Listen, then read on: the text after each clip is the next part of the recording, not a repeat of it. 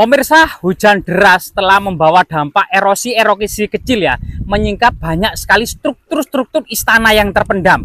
Kali ini kita berada di Desa Lebak Jabung yang ditengarai sebagai Istana Pojok Tenggara dari Istana Kerajaan Majapahit yang ada di Trowulan. Jika kita mengacu pada Kidung Wargasari ya, Wargasari awalnya menikmati pemandangan sungai di Desa Jabung yang nama kuno dari Lebak Jabung, kemudian berjalan ke utara menyusuri Banjaran Getas, Sumengko, kemudian melewati sisi timur ya, tembok Istana Majapahit yang ada di Kumitir untuk menuju Lemah Citra atau Lemah Surat. Yang artinya bahkan menurut penelitian Nur Hadi Rangkuti yang pernah ditemukan yoni raksasa di Desa Lebak Jabung ini, diduga di sini terpendam Istana Pojok bagian tenggara dari Istana Kerajaan Majapahit yang seluas 9 kali 10 km atau 90 km ya, 9 km kali 10 km atau tepatnya 90 km persegi. Ya, coba di area ini banyak sekali kemudian batu bata ya. Batu bata kuno seperti ini banyak. Ini diduga ini bagian dari reruntuhan dari Istana Pojok tersebut ya. Ini banyak sekali. Dan kita bisa lihat, mungkin bisa mengezoom di area ini memang banyak sekali batu bata kuno ya. Bahkan jika kita memasuki area kebun jagung ini kita akan mendapati banyak sekali kemudian bongkahan-bongkahan batu bata kuno era Kerajaan Majapahit. Jadi batu bata kuno era Kerajaan Majapahit bisa dilihat dari ketebalannya, lebih tipis daripada batu bata abad ke-10 Masehi. Batu bata kuno abad era Kerajaan Majapahit ketebalannya sekitar 3-4 cm.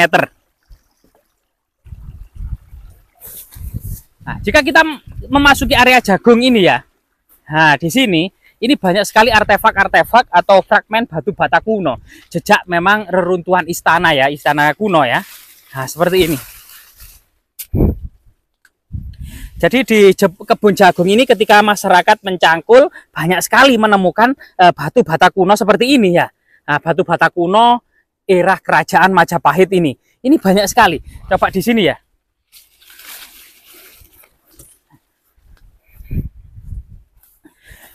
Jadi di dalam tanah ini dimungkinkan ini banyak sekali artefak-artefak ya kuno bercampur, misalnya ini adalah bagian dari tembikar ya, tembikar kuno, keramik Tiongkok, ini sangat melimpah dan sangat banyak sekali.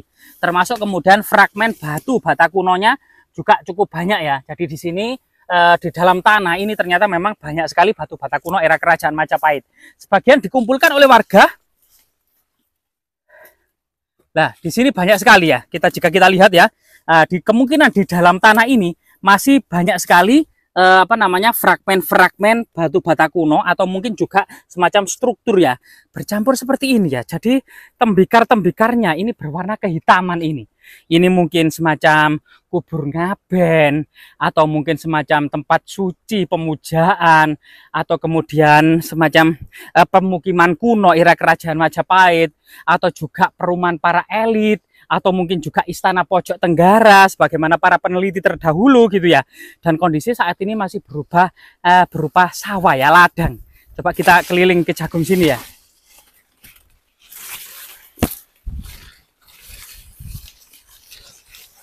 Jadi memang di gundu-gundukan seperti ini atau di pematang sawah ini masyarakat itu mengumpulkan fragmen-fragmen batu bata agar tidak mengganggu cangkul, itu ditumpuk sedemikian rupa di pematang sawah seperti ini. Nah, di situ juga ada semacam struktur ya. Nah, struktur batu bata kuno ya. Nah, ini coba kita lihat lebih dekat di sini. Nah, ini juga banyak sekali, bahkan banyak yang utuh ya. Mungkin ada yang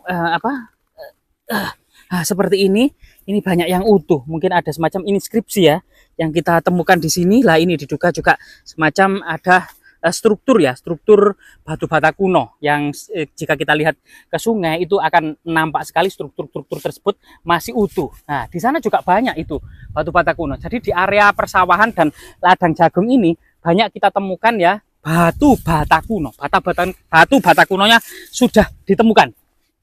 Nah, ini.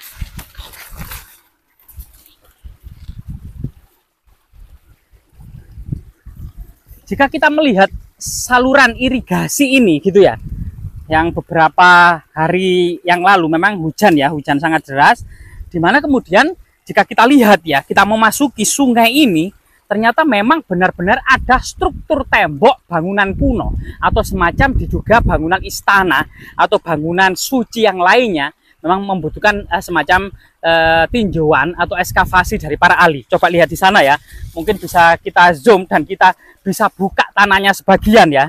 Nah, di sini kita akan mendapati ya. Nah, di sini ini ada struktur ya, struktur tembok kuno. Nah, struktur tembok kuno yang ya diam 1000 bahasa ya, diam 1000 bahasa di keheningannya. Jika kita bersihkan tembok ini ada struktur. Nah, yang memanjang ke sana ya. Nah, ini ada struktur. Nah, ini kita akan bisa melihat struktur ini. Nah, ini. Ya.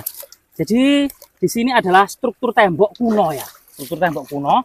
Dan karena sungainya agak butek gitu ya, jadi kurang kelihatan di sini. Nah, mungkin kameramen bisa ke atas ya, ke atas dan bisa lihat bagian struktur yang sebelah sini dan sebagian yang masih tertutup oleh aliran tanah, aliran sungai ya, aliran sungai. Dan kita coba membersihkan rumputnya saja. Kita hanya membersihkan sebagian dari rumput-rumput ini, dan memang ternyata di dalam tanah ini ada semacam struktur istana yang terpendam. Jadi struktur tembok istana yang terpendam, diduga memang ini bagian dari kemungkinan ya istana pojok Tenggara ya, istana pojok Tenggara. Nah, ini ada banyak struktur. Bahkan di sini ada semacam persilangan. Persilangan itu apa? Artinya di sini ada bagian yang saling memotong ya antara struktur yang mengarah ke utara selatan ini dengan struktur tembok yang mengarah ke timur barat. Lah ini ada struktur tembok yang mengarah ke timur dan barat. Nah, jadi ini ada struktur tembok. Jadi ini karena apa namanya, kena aliran air, jadi ini kurang terlihat ya. Namun di sini kita akan mendapati semacam pertemuan atau mungkin pojokan gitu ya, dari sebuah istana, dari struktur yang memanjang dari selatan ke utara, dan ini ternyata saling kemudian menyiku atau kemudian saling bertemu ya, dari pertemuan antara tembok ini antara ke barat dan ke timur ya, barat, timur, selatan, utara. Dan di sini ada semacam struktur istana, sehingga kemudian struktur di sini kemungkinan area ini bisa diperkirakan ya, yang area lapang ini kemungkinan memang lebih dari sekitar 3 hektar gitu ya, atau 30 meter persegi, atau sebagaimana mengaca pada struktur istana yang ada di Bumitir, struktur istana yang ada di Klinterrejo, ini sekitar 3 hektar atau 100 kali 300 meter, di mana kemudian semacam pakem. Diduga kemudian di sebelah barat ada gapura masuk sebelah barat, dan kemudian di pojok bagian timur laut ada bangunan suci, kemudian di tengah-tengah ada bangunan profan lainnya ya, semacam istana, tempat tidur, dapur umum, rumah dan isi-isi istana-istana yang lainnya, termasuk mandapa ya, mandapa. Dan semoga kemudian hal ini segera ditindaklanjuti oleh pihak terkait untuk menyingkap struktur istana pojok ya yang terpendam di dalam tanah ini, agar terungkap bentuknya, luasnya, bahkan kemungkinan banyak artefak-artefak penting yang ada di dalamnya, misalnya prasasti, harta karun lainnya, atau senjata, tombak, pusaka, atau mungkin juga arca-arca ya yang terkandung di dalamnya. Sehingga kemudian memang jejak istana kerajaan Majapahit yang memanjang ini ya. Nah, ini sangat terlihat sekali. Ini ada struktur. Ini ada struktur yang memanjang, cuman memang sebagian tertutup oleh reruntuhan atau tertimbun oleh tanah, termasuk kemudian tertutup oleh air. Dan di sini ada semacam struktur, bisa kita lihat ya, struktur yang memanjang di sana. Sehingga kemudian jika kita mengacu pada penelitian-penelitian Nur Hadi Rangkuti, ini juga bisa saja ini adalah istana pojok bagian tenggara dari sebuah kompleks istana kerajaan Majapahit, atau juga mungkin memang ada istana terpendam gitu ya, misalnya Bretu Mapel, karena Bretu Mapel atau Malang atau kekuasaan dari Raja Tumapel itu memang berada di tenggara dari istana kerajaan Majapahit. Dan ini sesuai dengan konsep Astadikpalaka ya, semacam di mana raja bersemayam di Tromulan yang ada di tengah, bagian dari tengah dari Pulau Jawa atau Jawa Timur, kemudian dikelilingi oleh istana-istana dari raja-raja daerah atau wilayah-wilayah di bawah kekuasaan Raja Majapahit. Ada Wengker, ada Daha, ada Tumapel, Singosari, ada Kahuripan, ada Matahun, ada Lasem ya. Nah, ini merupakan negara-negara daerah yang masih di bawah kendali keluarga dekat Raja Majapahit. Ini salah satu sistem pemerintahan yang ada di dalam Kerajaan Majapahit. Jadi Kerajaan Majapahit yang pernah berjasa di abad ke-14 Masehi. Ini merupakan sesuatu yang membanggakan. Kerajaan ini merupakan kelanjutan dari Kerajaan Singosari, di mana Kerajaan Singosari merupakan kelanjutan dari Kerajaan Kadiri. Kerajaan Kadiri merupakan kelanjutan dari Kahuripan ya. Kahuripan kemudian merupakan kelanjutan dari Kerajaan Medang yang didirikan oleh Empu Sindok. Empu Sindok sendiri merupakan pewaris dari Kerajaan Dinasti Sailendra Jawa Tengah, di mana memang pada abad ke-10 Masehi Jawa Tengah ini benar-benar ditinggalkan. Para bangsawan, para raja ini beralih kepada Jawa Timur ya, sehingga kemudian Candi Palaosan, Borobudur, Prambanan, Candi Sewu ini sedemikian rupa ditinggalkan karena pentingnya untuk meninggalkan Jawa Tengah menuju Jawa Timur.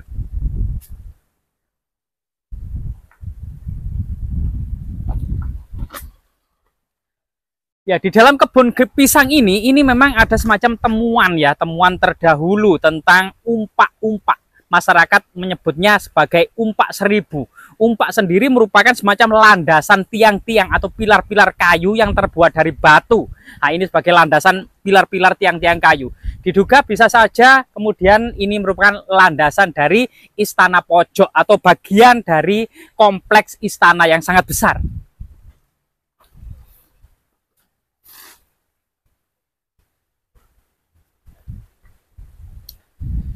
Di dekat lokasi ini pernah ditemukan yoni raksasa. Jika kita tarik garis atau mungkin yang pernah dilakukan oleh Nur Hadi Rangkuti, menarik garis antara yoni-yoni raksasa. Sebelah utara ada yoni raksasa di situs Klinterejo atau Istana Brekahuripan. Terus kemudian ke selatan lurus ya ada istana, kemudian Candi Gemekan, ada situs Wates Umpa, ada situs Kumitir, ada juga di Sumengkos itu ada beberapa struktur yang ditemukan oleh warga, sampai kemudian di Desa Lebak Jabung yang nama kunonya Sajabung ini merupakan pojok tenggara istana Kerajaan Majapahit. Diduga juga ada semacam struktur tembok yang masih terpendam di dalam tanah. Sedangkan jika dari yoni Lebak Jabung ini ditarik lurus ke barat akan bertemu dengan yoni gambar ya, yoni gambar Dinjapanan, Mojowarno, Jombang. Jadi antara Mojowarno, Jombang, kemudian Lebak Jabung, Klinterejo, termasuk Sumombito, jika ditarik itu ya, ini merupakan area istana dan ibu kota Kerajaan Majapahit di masa lalu, terutama di abad ke-14 Masehi.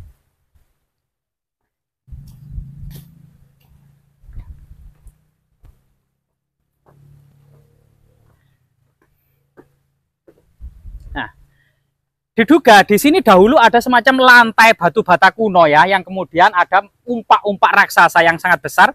Masyarakat mengenalnya sebagai umpak seribu. Jika kita lihat dan kita hitung ya, mari kita hitung satu persatu ya. Mulai dari sana, jangan sampai kelewatan ya. Kita akan bersama-sama melihat bagaimana kemudian dan jumlah kepastian secara real berapa jumlah umpak-umpak ini.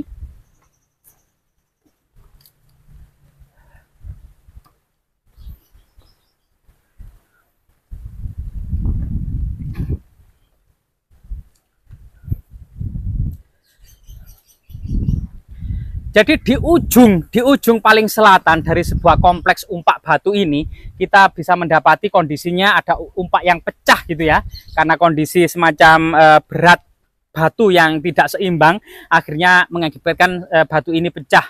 Atau mungkin dalam legendanya pernah ditancapkan oleh pusaka, ya, pusaka naga puspa sehingga kemudian pecah. Dan di sini kita bisa menghitung 1, 2, 3, 4, 5, 6, 7, 8, 9, 10 ya. Sampai di sini ada 10 umpak.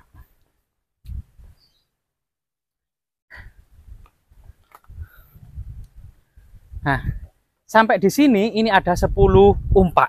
Jika kita ke depan lagi bagian tengah ini ya, yang ternyata umpak-umpaknya juga hampir sama dan mirip ya, dari batu cadas atau batu semacam basal dari vulkanik purba di masa lalu yang mengalami pembekuan ya. 1, 2, 3, 4, 5, 6, 7. 8, 9, 10. Nah, jadi sampai sini, sampai bagian area tengah ini kita sudah mendapati 20, 10 di arah selatan, di bagian tengah ini ada 10, sudah 20 umpak ya. Dan kita lanjutkan untuk menghitung 1, 2, 3,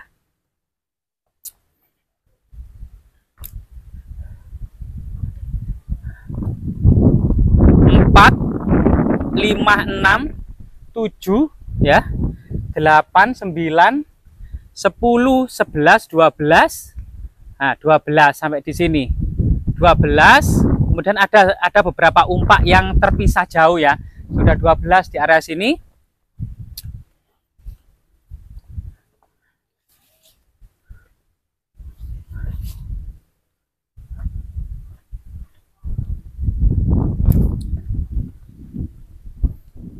Nah, di sini ada 1, 13 ya.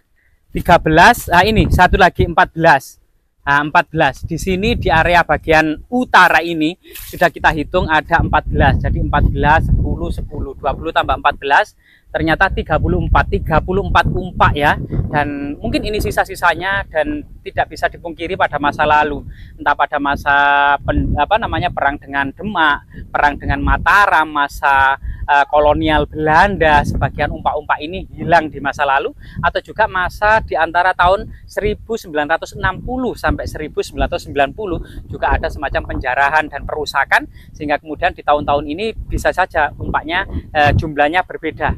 Bisa diduga dari struktur yang ada di sini, termasuk kemudian kondisi geografisnya, kemungkinan pada masa lalunya lebih banyak lagi umpak-umpak yang di sini, kemungkinan 60 atau 70 atau mungkin lebih dari 70 buah, dan ini kemudian sisa-sisa yang tersisa yang bisa diselamatkan, sehingga kemudian kita bisa akan mengetahui pola-pola perumahan di era Kerajaan Majapahit. Jika kita mengacu pada kolom umpak seperti ini ya,